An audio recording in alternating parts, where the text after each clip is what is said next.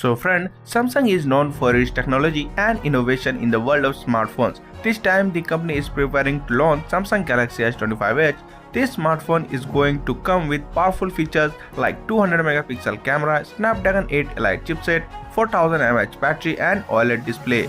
Although the company has not yet made any official announcement regarding the launch of Samsung Galaxy S25 Edge. According to reports, it may hit the market soon. There is no concerned information about its price, but it will believed to be a premium segment smartphone from which it can be estimated that its price can be between 80,000 to 1 lakh. And battery performance is very important for any smartphone. The Samsung Galaxy S25 Edge will have a 4000 mAh battery which will support 25-watt fast charging. Although some users may find this battery a bit small, but Samsung battery optimization technology will help it last longer. In terms of performance, this smartphone will be no less than anyone, and it will be equipped with Qualcomm Snapdragon 8 Elite 3nm chipset which will come with 7-core CPU.